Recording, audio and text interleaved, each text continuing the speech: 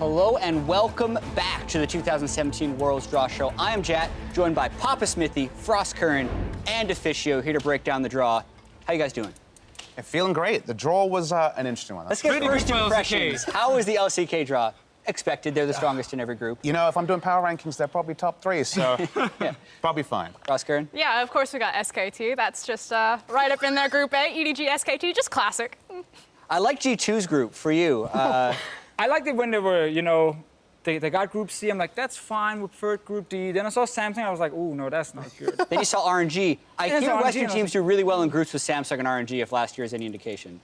Yeah, I'm nervous. It's best of ones. It's RNG who can go like crazy in the early game versus G2 who can be very slow in the early game. Yeah. You're nervous? I'm nervous for RNG. It's still best of one in China. This is the nervous side. Consistency, not a thing. The winners are over there right now. Technically, it's a best of one double round robin. Anyway, we're going to spend the next 30 minutes to an hour, however long it takes, going through the group draw. First thing we're going to touch on, though, was the play-in draw, because there is actually some interesting things there.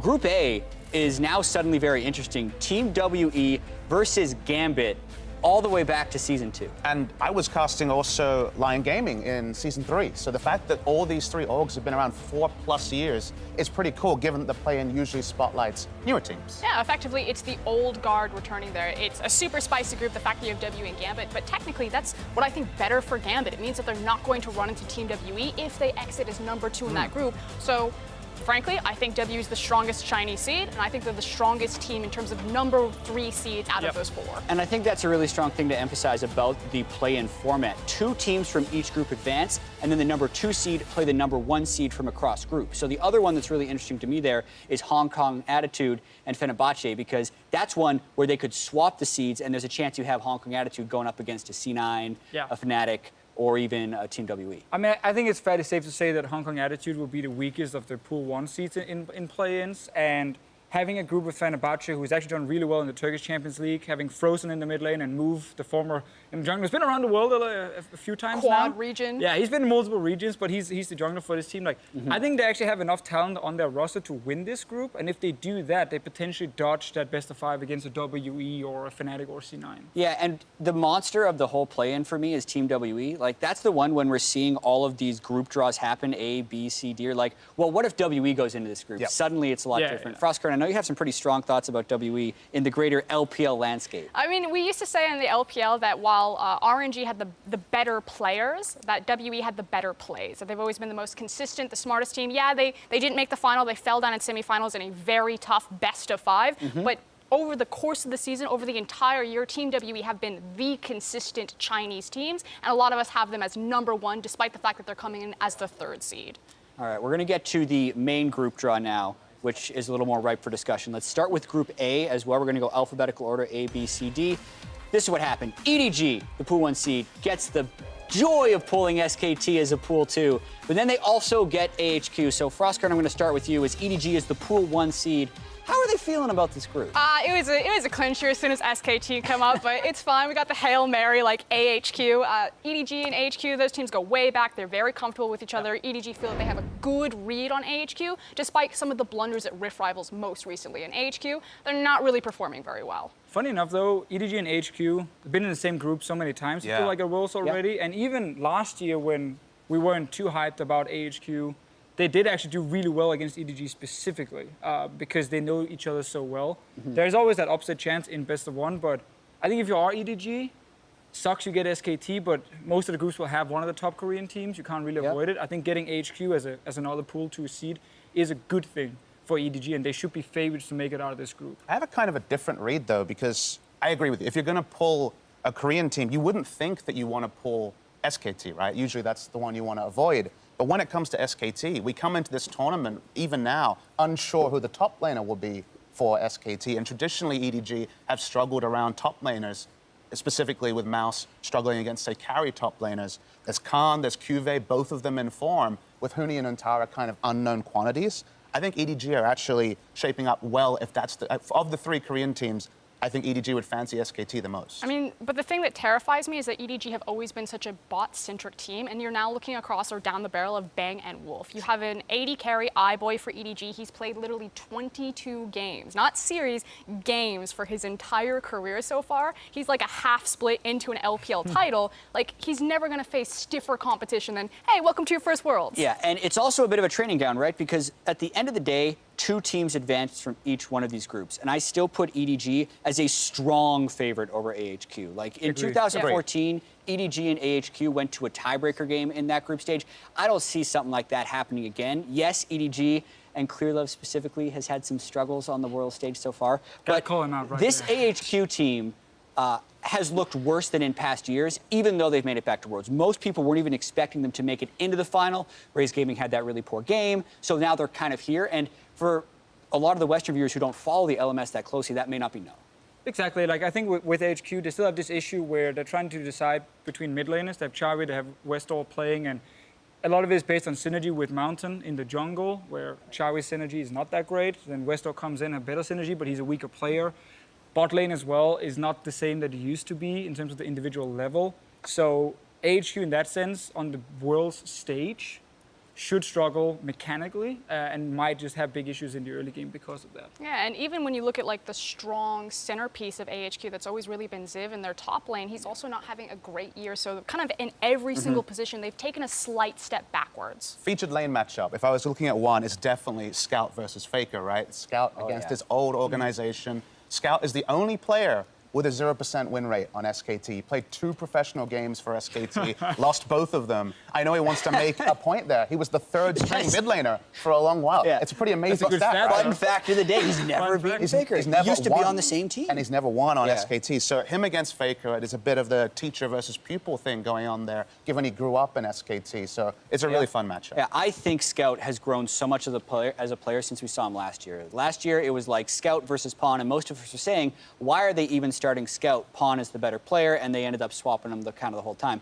Obviously, Pawn went back to KT, but I think Scout really evolved as a player at the split. His champion pool is smaller than most, but when I saw him on Lucian in any of those games, or LeBlanc, those 2 particular champions, he was so spectacular on those champions with how quickly he could move to dodge and land skill shots, just seemed on a much higher level than most other mid laners. I'd almost compare his Lucian very close to what Faker did on Lucian against Talia, on that champion specifically. Now, whether they're on a different matchup makes it a totally different story, but I agree with you, that's an incredibly hype matchup. And it's kind of, I mean, I don't know if you'll agree with this point, but it's kind of fun because it was Scout and Pawn, right? And now the player I'd probably say that Scout emulates the most is Pawn in terms of his play style, in terms of the fact that his high highs that we saw, especially in the grand final, they're right up there, you know, MVP of the final series, but he does have those games where you wonder how he got there. And that's kind of the surreal thing, is that it's kind of the same player, at least in play style. It's just a double-edged sword. I mean, he's very aggressive. He plays with nameplates off. We saw that when he faced Crown at Rift Rivals. He didn't care that it was Crown. He's going to try to go for the 1v1 kills. And if it works out, Scout looks like the MVP of the final. And if it doesn't, you're like, what is actually wrong with this guy? He was the MVP of the final. It didn't just look like it. True. I want to mention Mako as well, though, in the bottom lane, because there's all this talk about him kind of becoming the new captain of the team and passing of the baton. Yeah, exactly. Like there's a much more like focus on him specifically, and while I think he's still a fantastic support, like the fact he's laning with this super young AD carry could become an issue in pure 2v2 lanes, but I think as long as like Mako plays to the absolute top level, I think actually they will be fine. I don't think Bang and Wolf have been like super dominant, especially in the summer split. So I'm actually not that concerned about just the laning phase for these 2 guys on the bottom lane. And if Mako can actually get, you know, unleashed, then I think he can do a lot of damage. I mean, that's always been the X factor, is making sure that you can unlock Mako to roam around. The concern, though, is that iBoy, very young player, if you leave him alone, if he's farming a side lane, he'll do silly things. He doesn't have the experience, he gets picked off. But if, you know, babysitter Mako is holding his hand, he's okay. Yeah, and the tweak with all these groups this year, since we didn't have a direct Pool 3 draw and we're getting them through the play-in, is we don't necessarily know who the 4th team will be. We can start speculating a little bit, though. So we know the Pool 1 teams from the play-in are generally stronger. So in a theoretical world where it's Hong Kong Attitude, the LMS 3rd seed, the NA 3rd seed, the EU 3rd seed, and the Chinese 3rd seed right there, since you already have an LMS and an LPL team in this group, in EDG and HQ, if that happened, I know it's a lot of ifs, but if that happened, it would be either C9 or Fnatic who slots into this group, because you wouldn't be able to get the LPL or the LMS, which is just interesting food for thought. I prepped a stat that I have to get in here as well. Okay. In Korea plus China groups, There have been 2 of them in the 2014, 15, and 16 World Championship each. It's the hardest combination of group to get out of if you're the other team out. So if you're the AHQ or the Pool 3 team, this is not the group that you want to be in. It's only ever happened for Cloud9 last year and Origin back in 2015. Everyone else has failed in those groups, so tough. Do you have predictions for this one? For this group? Yeah. I mean, SKT gets it first. I think EDG, even if it's Fnatic or C9 joining the group, will be favorites to take second. But I think actually both C9 and Fnatic could do some serious damage in this group here. I'm not overly convinced that EDG is looking that fantastic at the moment. I definitely agree with WE looking like the strong overall team. So I think Fnatic or C9 will actually be okay slotting into this group here, seeing as they can't slot into some of the other groups specifically. And it should be very interesting because AHQ should be weaker than both those teams. I mean, frankly, the elephant in the room for EDG is still going to be Mouse in the top lane. So any team that has a strong top laner that can play a 1-3-1 is going to exploit him in a side lane. Fnatic have been known to do that. Yeah, Impact has been kind of hit and miss, but his regional finals was off the chain. And if he plays like that against Mouse, he's just going to absolutely blast him. EDG, they thrive in 5v5s. They thrive around their bottom lane. If you can absorb that with like Reckless, then I think they fall over. Yeah, let's focus in on just specifically SKT, EDG. It does seem a little bit clear-cut, but do you see it that way? Is it almost certainly going 1, 2, 3 in that order? It's SKT, EDG, AHQ? I would say the only bold statement I can make, because I think EDG and SKT getting out are that's a pretty cut and dry prediction. I think that AHQ, in a world where it's C9 or Fnatic, come last. I actually think that right now the LMS is maybe the weakest it's ever been. You know, when you start tracking the region Season 2, they were champions. Since then, my read so far in LMS is that the teams will struggle. Even Flash Wolves I see as a weak Pool 1 team. So I think that if either Fnatic or C9 come in, they're going to win more games than AHQ. I think it's important to highlight here that last year, LMS, both teams, Flash Wolves and AHQ, did not make it out of groups. Flash Wolves ended up due to tiebreakers, or the tie with 2 and 4 being last in Group B, and AHQ were third in Group C as well. So while there were a lot of hype for Flash Wolves coming into MSI, that obviously didn't end up actually working too well for Flash Wolves. It's hard now to get super excited for those reasons. It's not just randomly out of nowhere. It's actually now due to MSI performance and Worlds last year. Yeah, in 2014 and 2016, LMS failed to make it out of the group stage. I tend to agree, SKT strong favorites in this group. EDG, I want to give them more credit because they are the LPL champions here. I think that means a lot for them. I do rank them as the #1 team from the LPL coming into this. So I think they're a strong second. And if they do get a C9 or Fnatic into this group, yes, last place, I wonder if HQ even wins a game, if that is the scenario. Strong. So it's going to be tough for them. That wraps up Group A. Group B is the next one we're touching on. Longzhu is the Pool 1 in Group B, followed by IMT and the Gigabyte Marines.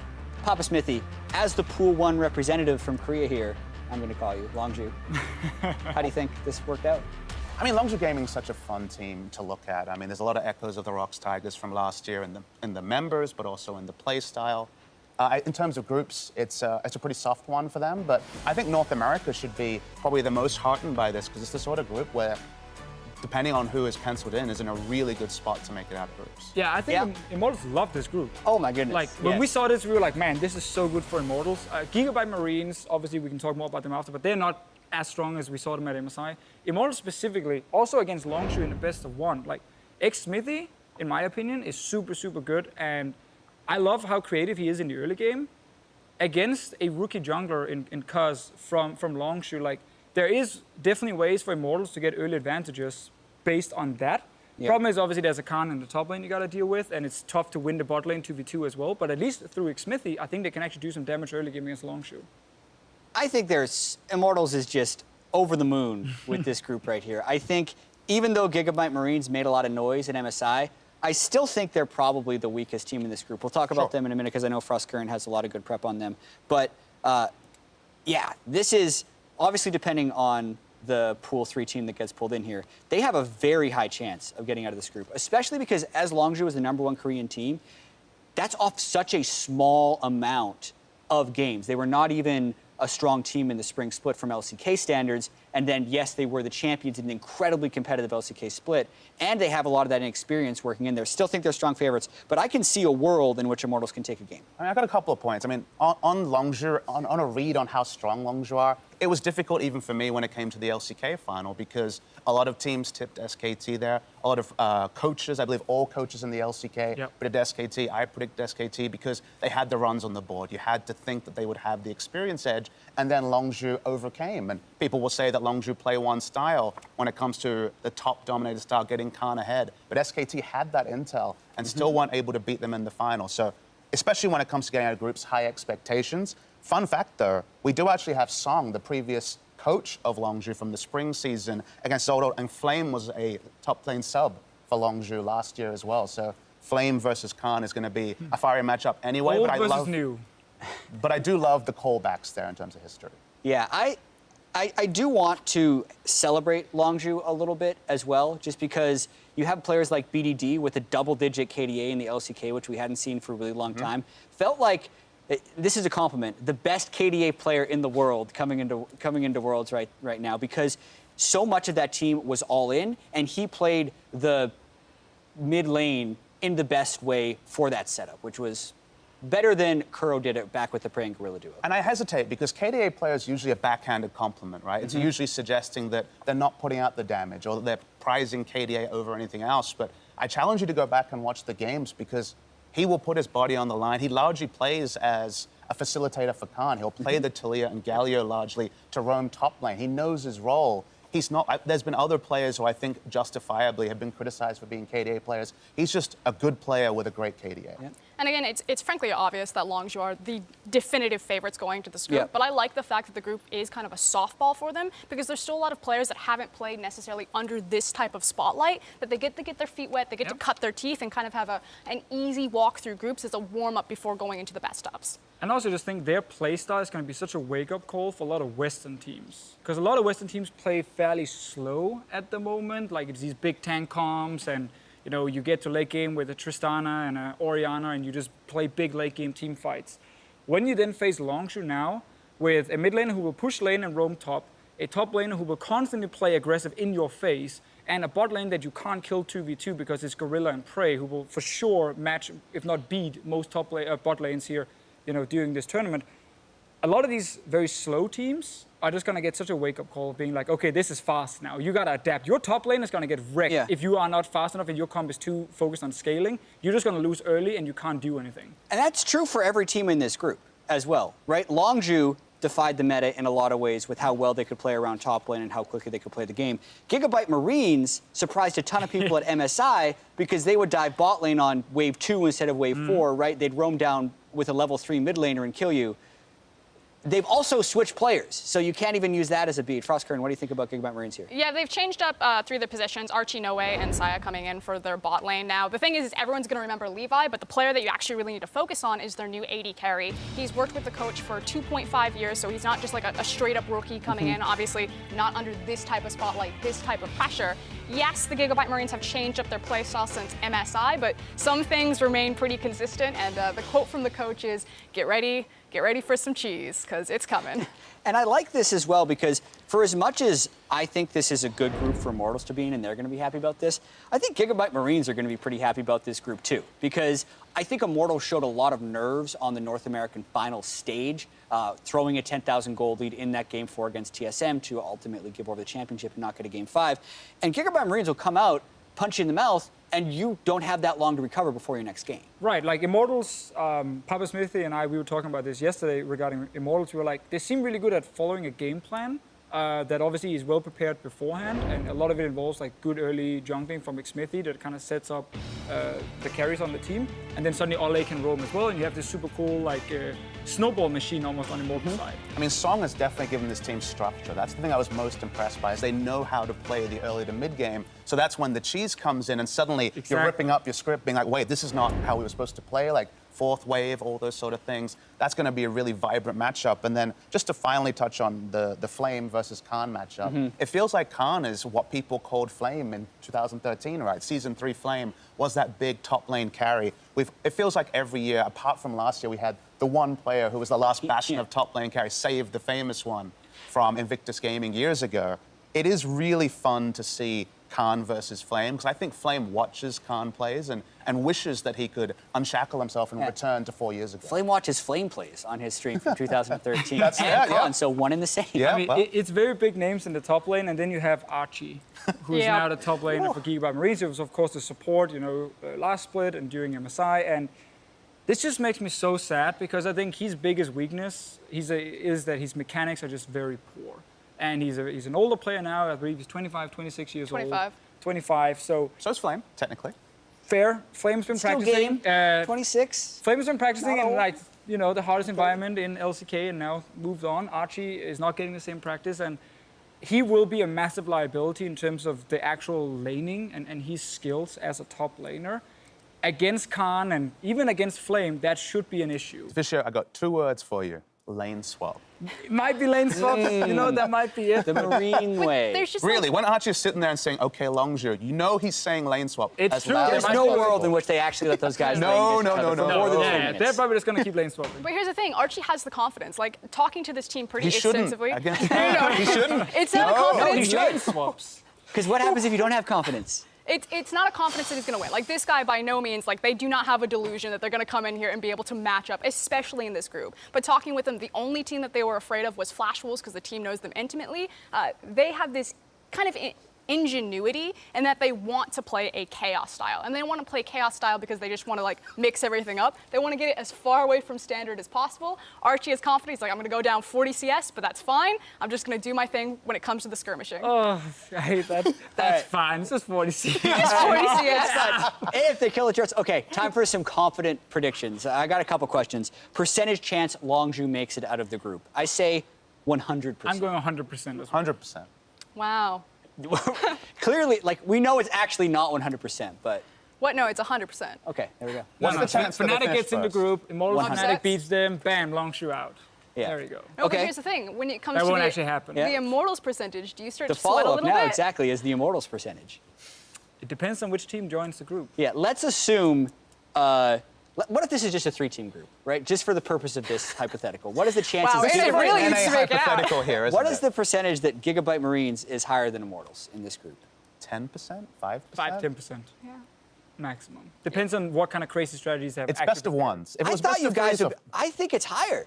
I don't want to mess around with Gigabyte Marines. They went 5 games with TSM, and they took games off of lineup. many But teams. they're also- And they say it's been an improved lineup, though. But the lineup would has say been that. improved, but they've also changed up their style, and they don't feel that they are as strong as they were at MSI. Optimus, in particular, isn't performing very well. So it used to be that they would, Yep. throw like 20 people into the mid lane. Now it's about really looking at Levi and really looking at No Way as their AD carry. And then suddenly your power point isn't early. They want to skirmish. They need to have that early power. If they're fighting around their AD carry, suddenly that moves their power point, 15, 20, 25 minutes. I can't believe I'm the biggest skeptic here. I give Gigabyte Marines 20% to finish ahead of Immortals. You said like what, 2? You're just No, I trying to said 5 to 10. downplay NA. I joined it on the 5 to 10. I've been around Deficio enough times to know that if you downplay your own region, you can only be heartened or expected. I mean, Yeah. you guys are going to downplay failure. my region anyway. I don't have to do it this time around, so it's going to be super easy for me. I think think- Immortals, they're going to make it out. All right, I think it's perfect time to go on to Group C, where G2 was the Pool 1 seed of 100% Group chance. C. A few teams got drawn in there with them, by the way. Samsung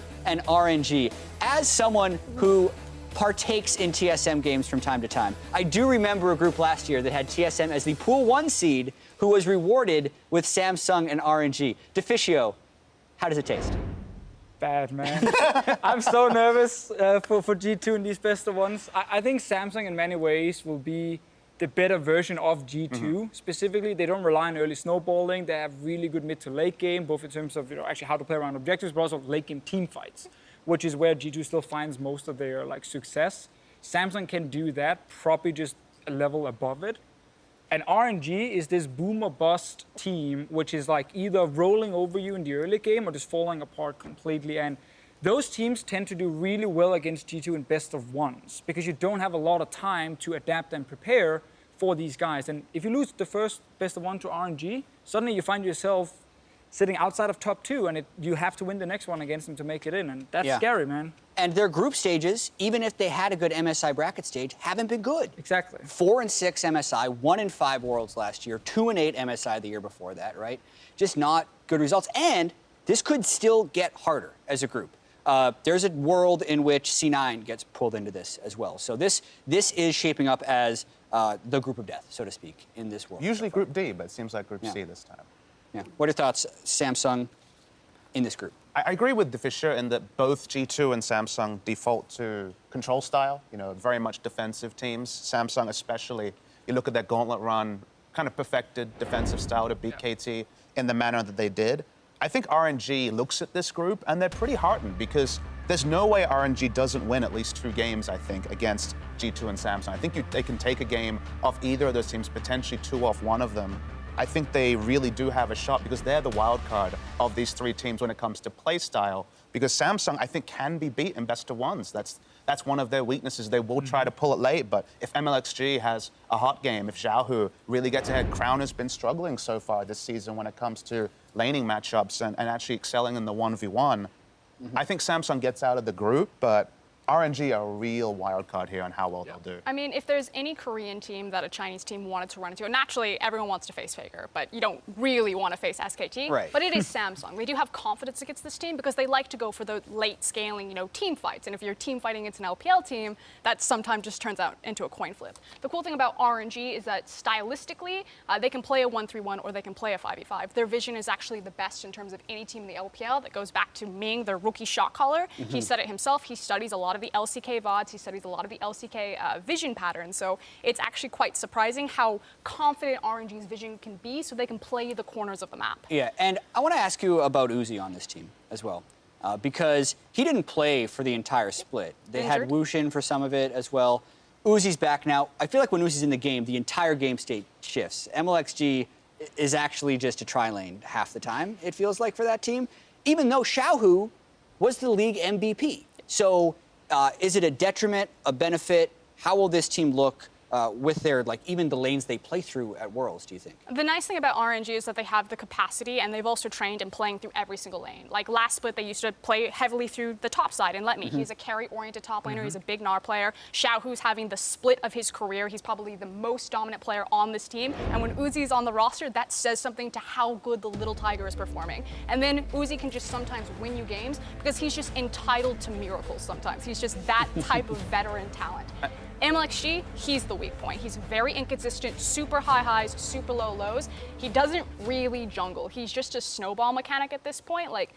Throw away this idea. Pretty good against G2 normally. of the Lee Sin God. This guy's gonna grab Sejuani, he's gonna grab Maokai, and literally level 2 gank bottom, level 3 gank mid, level 4 gank top, and just rinse, wash, and repeat. And I think Xiaohu's the player I've definitely been focused on the most with RNG because around him has been a revolving door, but it's not been like for like. I mean, the difference between Uzi and swapping in and out Uzi is going to be a lot of jungle attention, like you guys are saying. So I've been really impressed with Xiaohu maintaining a very high level when everything around him changes, not just the top lane, it's not just the bot lane. For him to play equally good or exceed in that sort of a scenario is a huge big tick next to his name. And that's also why I'm just looking at mid lane for this group specifically. Sure, Crown didn't have the greatest summer split ever, but I think he will bounce back during Worlds.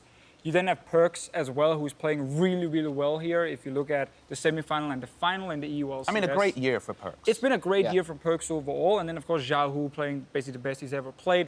You have a very, very stacked mid lane.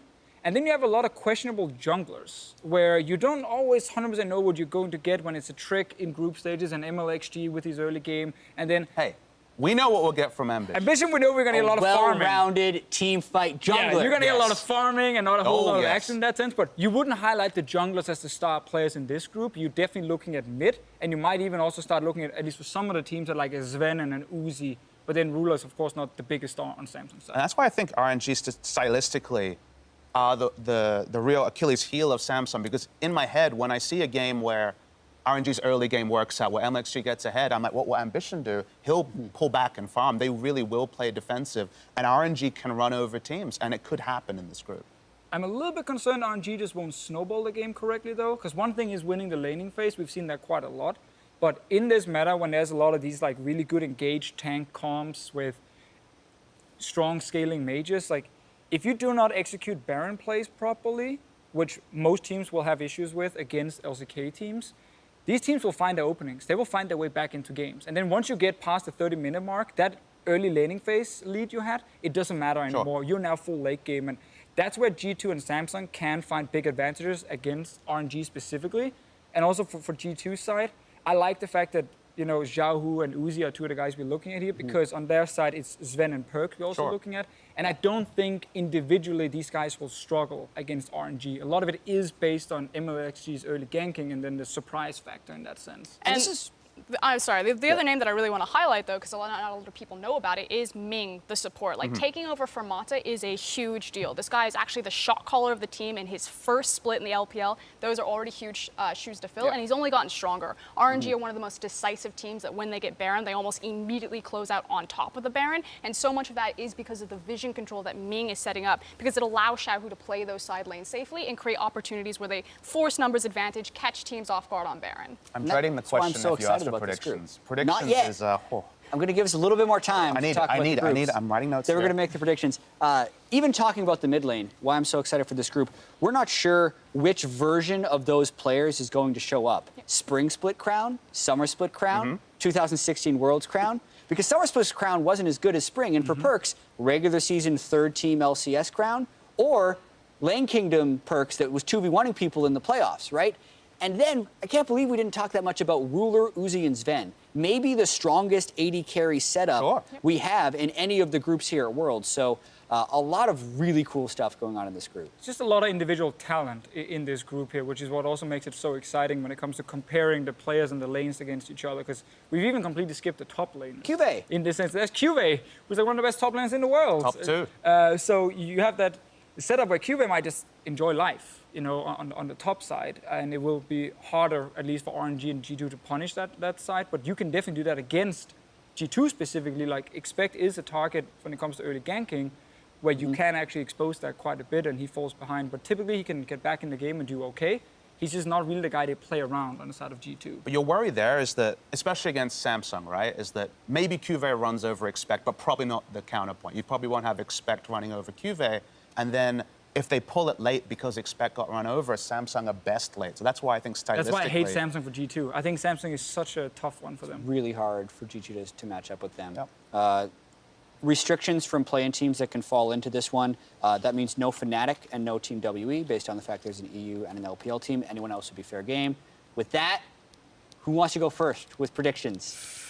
The two teams that are making out of this group. I'm going to say that I don't actually have as much faith in terms of consistency for RNG. I don't think it's going to be back and forth. I think it's either going to be RNG will smash this group and they'll do great because of the stylistic matchup of playing early versus late, or the meta will shift where you have the absorbing supports, you know, we have the heal barrier, and that they throw everything that they can in the early game, it just gets absorbed, and then they get outscaled or out-team fight late game. So I think either RNG come in super hot and heavy, like straight out of the gate and smash all of their games because they play early, or they get figured out and they lose every single game because G2 and Samsung Galaxy will just walk past them. And in a possible prediction, is that like a 60-40 there first? Is that like a 20-80 that they pull it off first? I'll weight them because I think individually their talent is that high. So I'll weight them slightly over G2. Sorry, Deficio.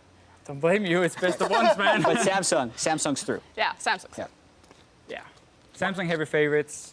I mean, I believe in G2's experience now. Like, there is no longer the excuse of, these B1s, we're not used to them. Like, they have played plenty of them so far.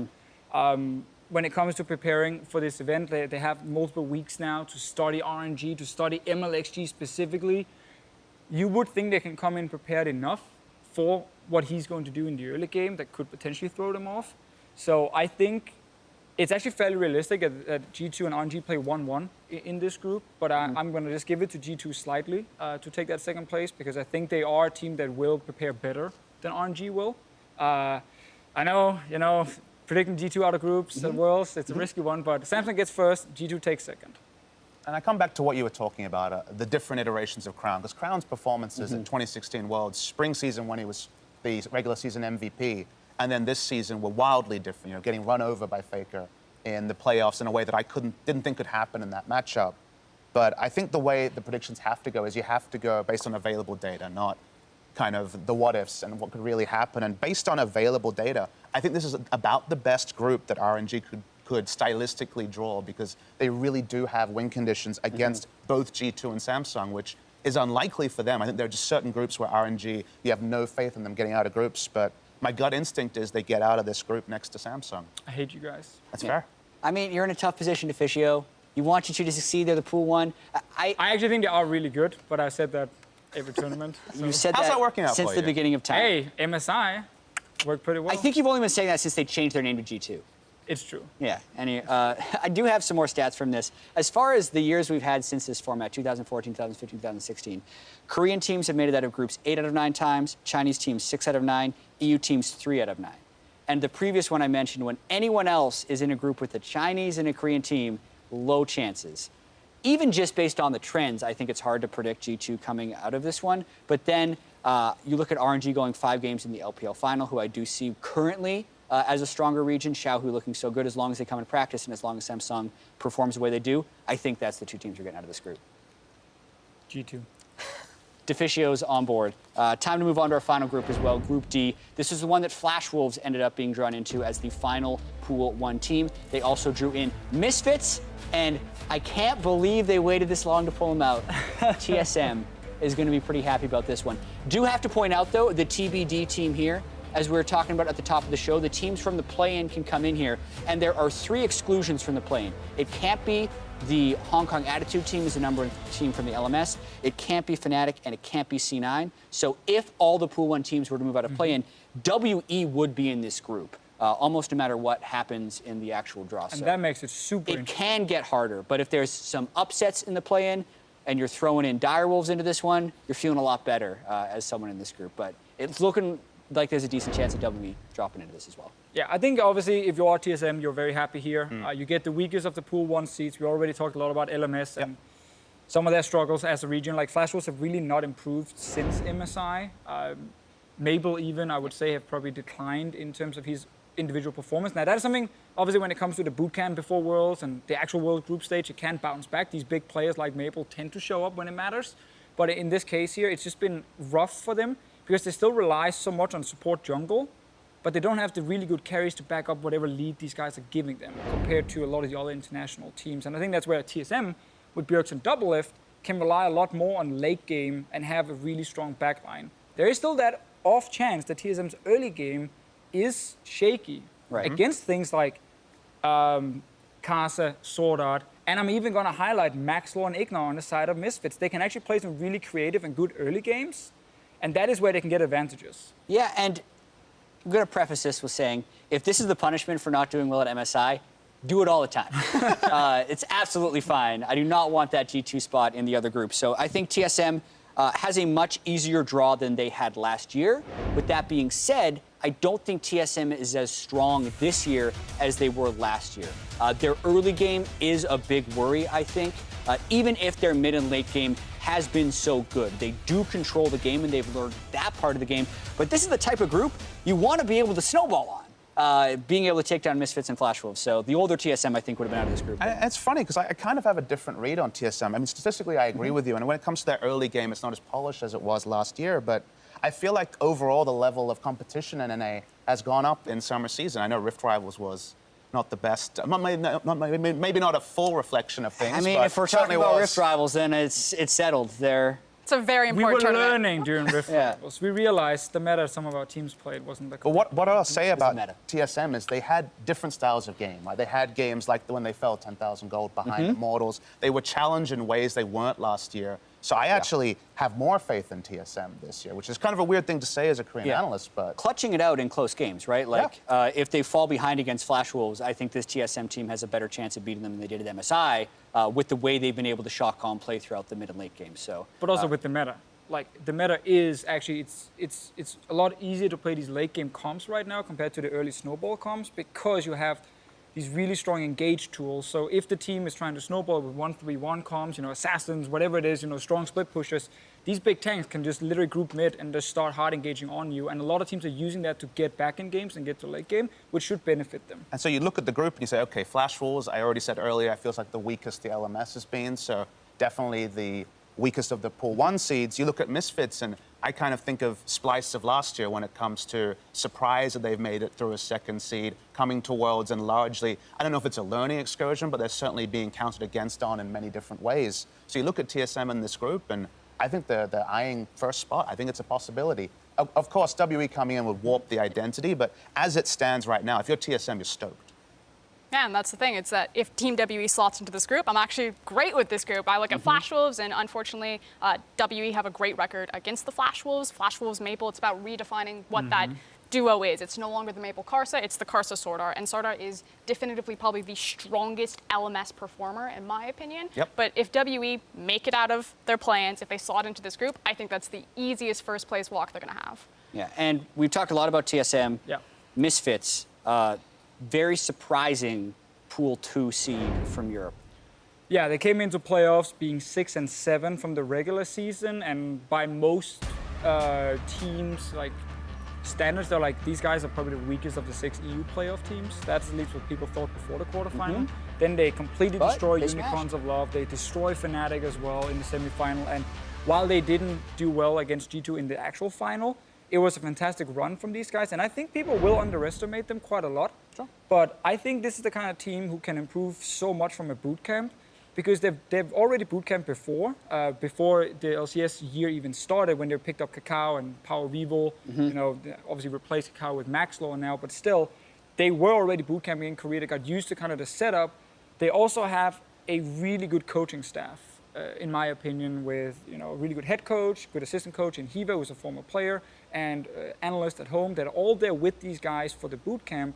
So this kind of team actually won in playoffs because they prepared way better than the teams they played against. They identified the weaknesses of these European teams. They punished it super, super hard, shut them down, especially a lot about like Maxlaw and Power Vivo playing through mid lane. They can do the same in this group. And they will be one of those teams coming in super, super prepared and actually practiced. And that could also surprise even a team like TSM. And piggybacking off the idea of like Power of Evil as a good pivot point for Misfits, if you look at Maple, who's underperforming, and if Team WE make it into, it's Shie, who's also had kind of a rough back half of his split, maybe a smaller effective champion pool. Yeah, if he gets the Lucian, he can go off, he can be crazy, but normally it's kind of like a defensive Galio. I think there are ways that Power of Evil can exploit the other two teams, and then it's just looking down the barrel of Bjergsen.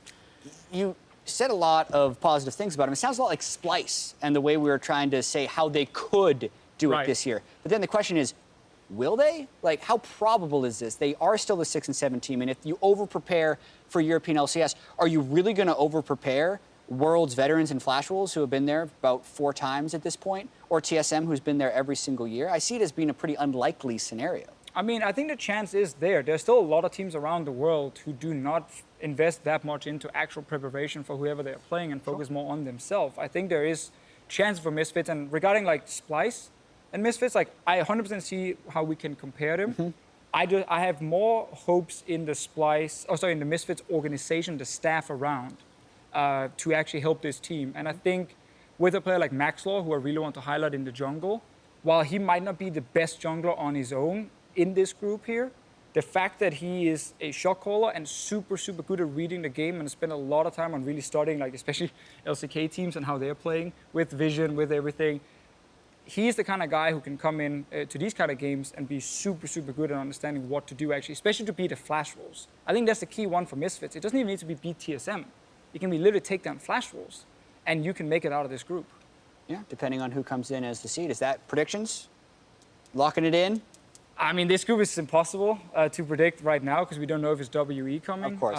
Let's assume that it isn't. Let's assume that we have some upsets in there. W gets drawn somewhere else, and we got Fenerbahce or Team One or something. Yeah, I think there's a fairly realistic chance Misfits can make it out. I think them and Flash Wolves will be fighting really, really closely between each other. I don't actually want to give Flash Wolves a huge advantage right now, just based on how LMS have been looking.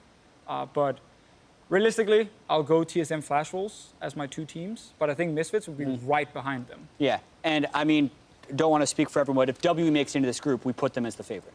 Put them first. Yeah. Still same question, though, assuming W is not in this group. I think I have to stay with conventional logic, which would be TSM and Flash Wolves. I think they are the 2 big favorites there. I think Misfits... Me some conventional logic.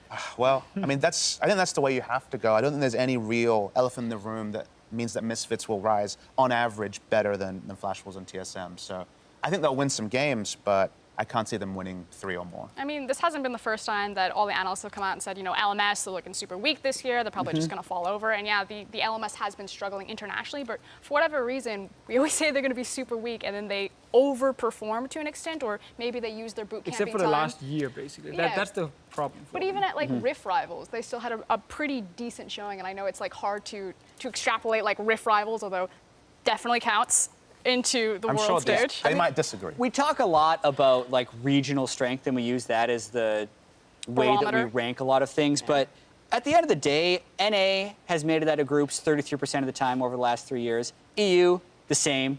LMS, the same. All of them are at a 33% clip of making it out of groups. So What's Korea at? it's, We normally 81. don't make it out of groups. 81, not 100, as you may have thought. Yeah. There's always you things have to some work explaining on. to do. Always things to work on. But like, there's so much pressure, honestly, on TSM looking at this group, because I think all of us were a little bit afraid of like overhyping this team, also with last year, where they were in this super tough group and Yeah. didn't make it out.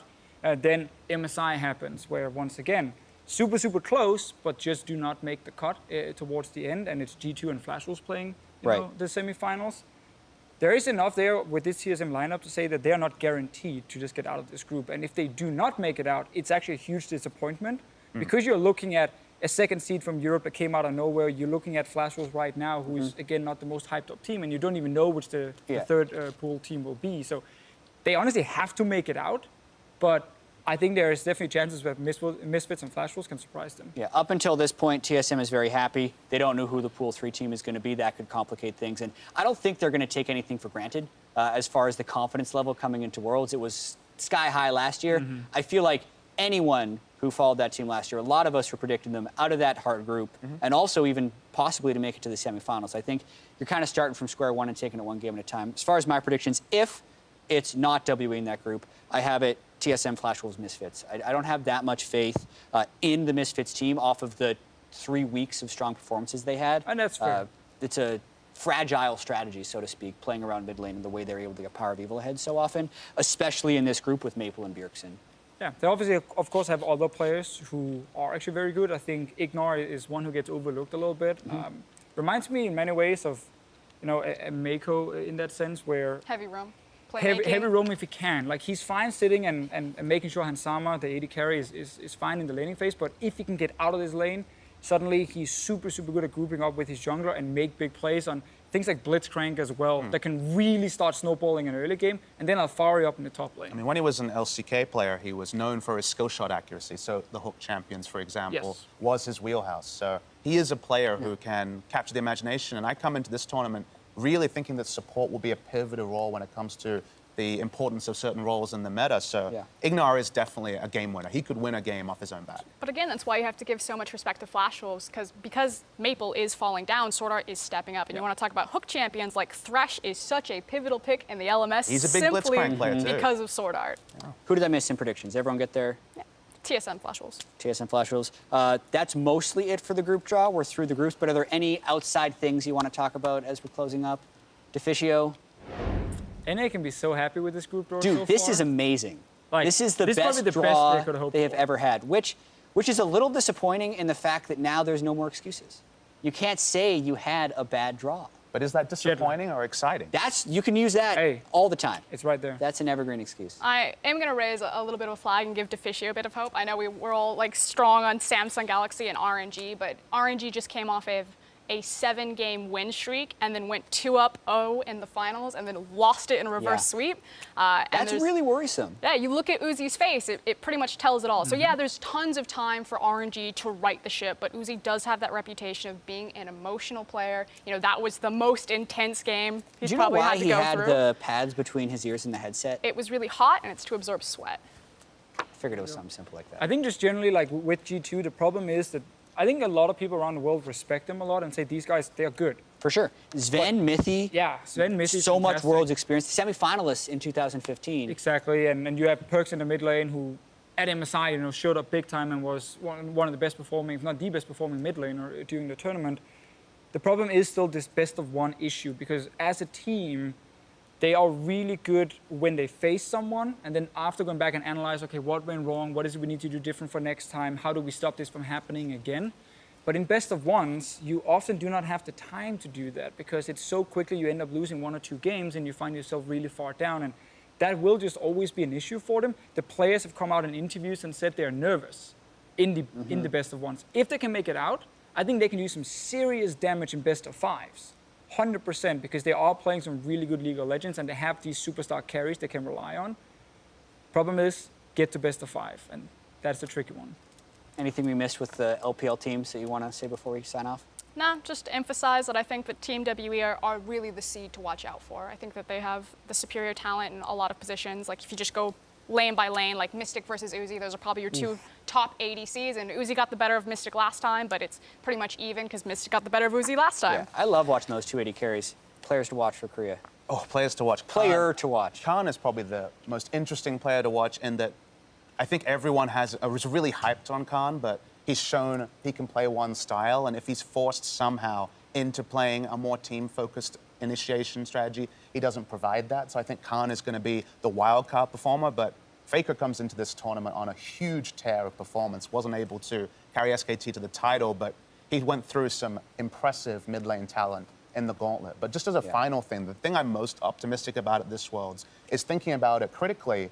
I thought this is the one Worlds where basically every style of League of Legends can be played to success. I feel like there isn't one strategy that defines how to win in this meta. You can play around Khan. Maybe Longzhu's the only team that's proved that, but you can have top lane carry. Yeah. There can be these enchanter bot lanes with Ardent Sensor allowing AD carry to succeed. Mid lane and support are both strong. So it's fun to have a Worlds where you don't come into it right now, at least, with the meta solved. I mean, there's just a lot of flexibility in every single role.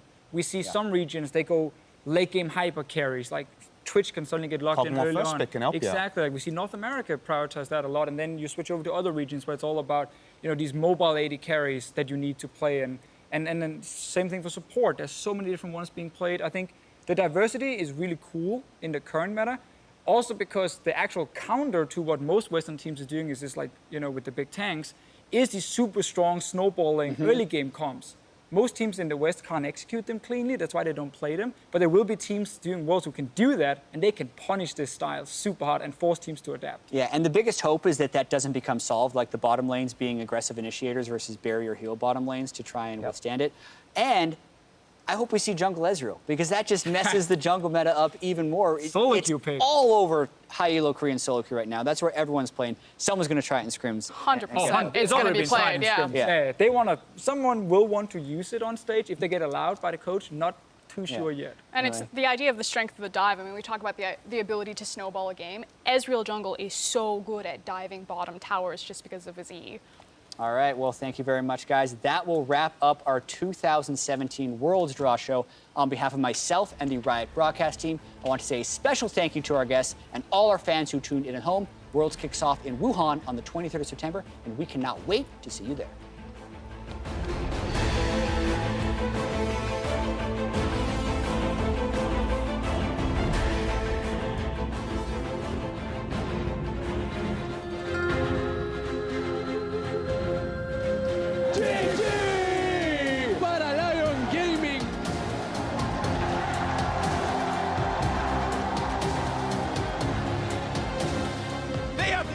Worlds, and they are once again your North American champions!